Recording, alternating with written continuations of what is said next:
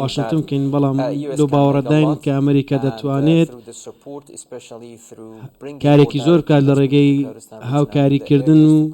بۆبەرهێنان لە هەرێمی کوردستان لە کەرتە جیاوازەکاندا هاوشێوەی ناوچەکانی دیکەی ڕۆژهەڵاتی ناوەڕازیکەک لە ئاڵنگالێ گەورەکان لە هەرێمی کوردستان ئەوەیە بۆ ئەوەی ڕێژەی کار لە ١٧ کەمتر بێت دەبێت ساڵانە 800,000 دەرفەتی کار دروست بکەین ئەمەش سەختە بۆچی چونکە بەهۆی کێشەی بودجێ لەگەڵ بەغدا کێشە سیاسەکان لەگەڵ بەغدا بەداخەوە حکوومەتی سوودانی زیاتر لە 1 ملیۆن کەسی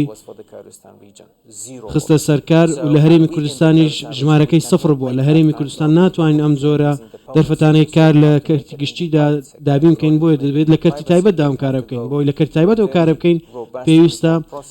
چاکسازیەکی پتە و بکەین کە لە کابینی نوێن لەژێر سەرکردایەتی بەڕێز مەسرور بارزانی ئەو کارە دەکرا بۆیە بۆ ئەوەی ئەو ژینگەی تەرخان بکرێت پێویستە ئەمریکا وەبەرهێنانی زیاتر بکات ئەم جۆرە ژینگەیە وەڵامێکی استراتیژی ترە لە بریەوەی هاوکاری بۆ دابین بکات لەبارەی پەیوەندیەکانی هەولێر و بەغدا چەندین کێشەی دیار هەیە بۆ نمونە هەردوو لە کێشەی نەوت و بودجە لە نێوان هەردوو لادا هەیە هیچ چارەسەرێکی هەمیشەیی نییە بۆ کۆتایهێنان بەو کێشەیە کە بۆ هەرێمی کوردستان دروست بۆ لە بواری بودجەدا لە بواری نەوتدا چەندین شاندی دیپلۆماسی لە بەغداوە کۆبوونەوە کراوە بۆی چارەسەری بکرێت ئایا هیچ چارەسەرێکی بۆ نییە کێشە ڕاستەقینەکە کللتوری ناوەندیە لە بەغدا و کە پابەندی دەستور نین ئەمە سەرچاوەی سەرەکی کێشەکانە ئەم جۆرە کللتوری ناوەندی کە ڕێز لە بۆ نمونە ئەگەر سەیری دەستوری عێراق بکەین 55 مادە هەیە کە مسۆگەری فیدرالیزم و دابەشکردنی سەرچاوە و دەسەڵات دەکات کە دەبینین ئەو مادانە هەموویان پێشێل کراون یاخود جێبەجێ نەکراون چەندین کێشە هەیە لەگە بەغدا بەهۆی جێبەجێ نەکردنی فیدرالیزم کە لە دەستوردا جێگیر کراوە بە هەمان شێوە نانەوێت ئەم جۆرە بەرەو پێشبوونە لە هەرێمی کوردستان هەبێت ئەگەر سەیری بەرەو پێشچوونی یاخود پێنوێنی بەرەو پێشچوونی مرۆیی بکەین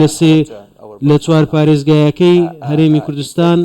بۆ نمونە هەڵەبجە کە من خەڵکی وێم دەبین زۆر جیاوازە بەراورد بە عێراق بۆیە دەمانەوێت ڕێگری لە بەرەو پێشچوونی هەرێمی کوردستان بکەن یاخود نایانەوێت ئەو پشکەمان پێ بگات کە لە بودجەدا هەمانە ئەمەش تەنانەت هاوسەنگی و نوێنەرایەتی لە هاوسەنگیدا بە هەمان شێوە لە یەکدەنگیشدا پێشێلکاری کراوە لە وەزارەتی بەرگری عێراق 220 پۆستی بەڕێوەبەرایەتیمان هەیە یەک دانەشی هەرێمی کوردستان نییە یەک پۆستمان پێ نەدراوە ژمارەی دانیشتوان یاخود ڕێژەی دانیشتوانی هەرێمی کوردستان ئەگەر سەیری بکەین تەنیا لە سەدای یەکی ژمارەی سەربازانی سوپای عێراق لە خەڵکی هەرێمی کوردستانن لە فەرماندەیی سەربازیشدا سفرە ئەگەر سەیری فەرماندەیە سەربازیەکان بکەین کە کورد بنیان سونە من وابزانم یەکە یان دووە هەوڵێکی یاخود هەنگاوێکی سیستەماتی هەبووە بۆ ئەوەی ڕێگری لە بەرەو پێشچوونی هەرێمی کوردستان بکات هەرێمی کوردستان بە دوور بخرێت ڕێگە نەدات بەرەو پێشی بات دەیانەوێت وەکو پارێزگاکانی باشوور وابێت ئەمەیە کە لە کێشەکان بەشێک لەو نەریتەی کە عێراق هەستی فیدرالیزمی نەماوە ئێستا بەرەو ناوەندی هەنگاو دەنێت ئەمە تەنیا ئەو کێشێنی لەگەڵ هەرێمی کوردستان هەیەی سەیری کێشەی پارێزگاکانی باشووریش بکە سەیری سونیەکان لە ڕوومادی لە تکریت لە مووسڵ هەمان کێشەی ئێمەیان هەیە زۆر سپاس دەمەوێت شتێکی گرنگ باز بکەم نامێ خەڵک وا تێبگا قسانی دیکەی بێبنەمان من لە هەرێمی کوردستان بووم سەیری سەردانی ناوچەکانم کرد سەردانی پەرلەمانم کرد لەگەڵ چەندین کەس قسەم کرد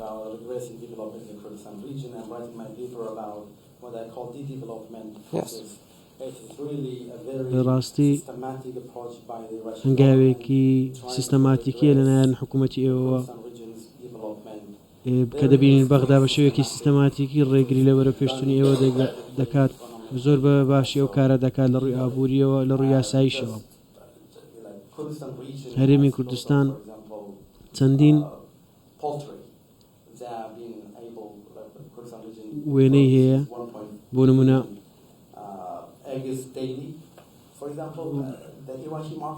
بەرهەمی کشتتوکاڵی هەیە بەرهەمی ناوخۆی هەیە جگەلەوەش گێزەرێک کە لە بەرهەمە کشتتوکاڵیەکان لە ڕووی پیشەسازیەوەش بۆچی لە کاتێکدا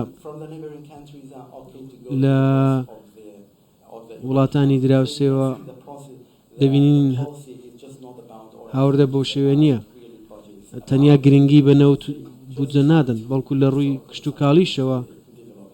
کار بۆ بەرەو پێشبردنی هەرێمی کوردستان دەکەنەوە بۆیە دەمەوێت باس لە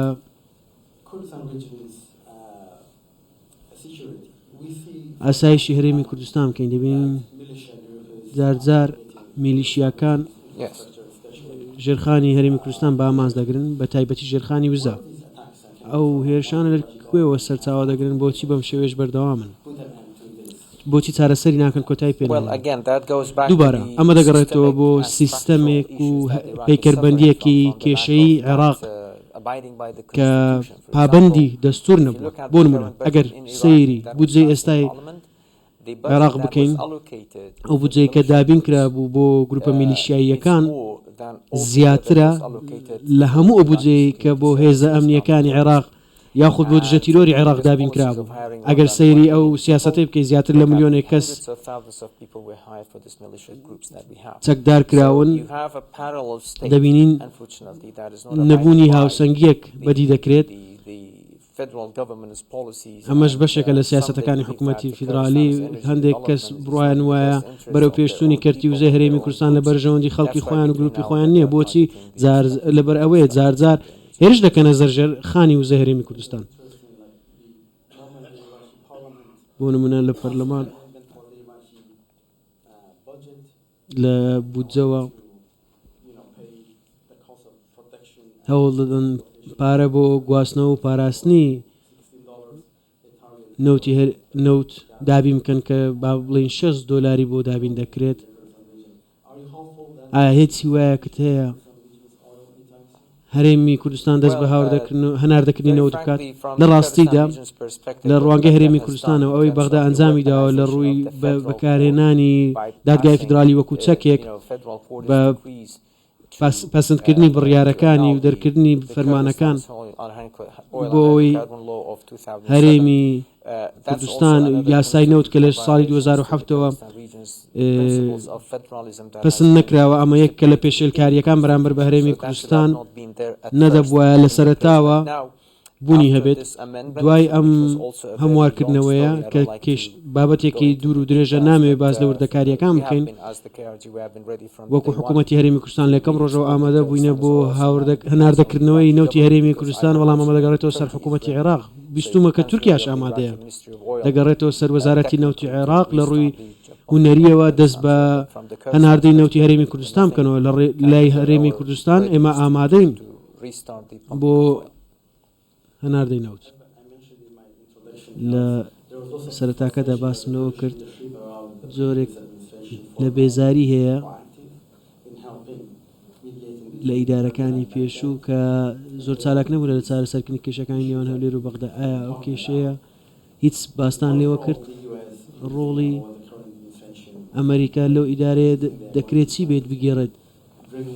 تا هەولێر و بەغدا لێک نزیک بەدڵنیاییەوە ئەمریکا دەکرێت ڕۆڵێکی زۆر گەورە بگێڕێت ئێمەش چاوەڕێی ئەو جۆرە ڕۆڵەیم بگێڕدرێت دووبارە میراتی هەرێم ئەمریکا لە عێراق و جێگیربوونی و ئەو هەموو ژیانەی کە بە قوربانیدا نامانەوێت هەمووی بێهۆکار بێت بۆیە دەمانەوێت هەولێر و بەغدا لێک نزیک بکرێنەوە تاوەکو ژێرخانی هەردوو ناوچە بەهێزتر بکرێن عێراق زیانێکی زۆری پێدەگات چونکە پەیوەندیەکی باشی لەگەڵ هەرێمی کوردستان نییە بۆ بەرەو پێشبردننی سەرچاوەکانی وزە لە پارێزگاکانی دیکەی عێراق بە هەمان شێوە زیانێکی دیکەشی پێدەگات لە ڕووی بەکارهێنانی دادگای فیدرالی وەکو چەکێک سیرکەن بۆ ئەوەی هەرێمی کوردستان بەلایەنی کەم 10 ملیار دلاری پێنەدرێت دوای فرۆشتنی نەوت لەلایەن هەرێمی کوردستانە 2 ساڵی ڕابردوودا عێراق 23 ملیار دلار زیانی پێگەیشت 23 ملیار دلاریان زیان پێگەیشت بۆ ئەوەی هەرێمی کوردستان 10 ملیار دلار زیانی پێ بگات کە ڕێگەیان نەدا ڕۆژانە 500,000 بەرمیل نەوت هەناردە بکات بۆ 2 ساڵ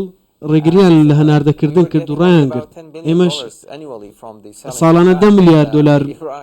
داهاتەکە بوو بەڵام ئێوە 23 ملیار دلارتان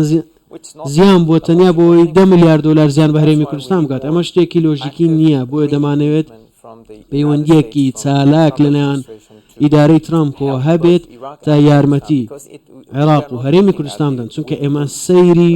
بردنەوە و دۆڕان ناکەین پەیوەندیەکی بەم شێوەمان لەگەڵ بەغدا ناوێت ئێمە دەمانێت پەیوەندیەکی سەرکەوتن بێت سەرکەوتن بۆ هەرێمی کوردستان بۆ بەغدا و بۆ ئابووری ئەمریکا و کۆمپانیەکانی ئەمریکا ئێمە ئەوەمان لات نەچووە چونکە کۆمپانیای نەوتی ئەمریکی لێرە بوونیانەیە و بەرهێنانیان کردووە نزیکەی 300 ملیۆن دلار و بەرهێنانیان لە کێڵگەی کۆرمۆر کردووە کێڵگەی گازی سروشتی عێراق زۆر پێویستی بە گازی سروشتیە دەمەوێت باس لە هەڵبژاردننی هەرێمی کوردستان بکەین لە کانونی لە تشرینی یەکەمی ساڵی ڕابردوو هەروەک بینیمان حکوومەت تا ئێستا پێک نەهێنراوە کورسیەکانیش دابەش کراون تا ئێستا هاوپەیمانیەک دروست نەکراوە بۆ پێکهێنانی حکوومەت ئایا دەتوانی پێمان بڵێ ئێستا لە کوێین و چۆنە لە ڕووی پێکهێنانی حکوومەت یەکێک لەو بابەتانی دیکە ئێمە لە هەرێمی کوردستان شانازی پێوە دەکەین هەڵبژاردنێکی سەرکەوتوو بوو لە تشرینی یەکەمی ساڵی ڕابردوو چونکە ئەمە کێشەیەکی بربڵاوە لە نابینین لە ڕۆژهەڵاتی ناوەڕاست 173 خەڵک بەشداری لە هەڵبژاردن بکەن لە هەرێمی کوردستان 173 بوو ڕێژەیەکی زۆر بوو ئەمە شوار لێ دەکات کە بەشداربوونی سیاسی گەشەکردنی سیاسی لە هەرێمی کوردستان زۆرە ئەمە بۆتە سەرچاوەی دیموکراسی یاخود باڵین شوێنێکی سەرکەوتوو لە ڕووی دیموکراسیەوە لە هەڵبژاردننی پەرلەمان لە تشرینی یەکەمی 2021 کۆمیسیۆنی باڵای هەڵبژاردن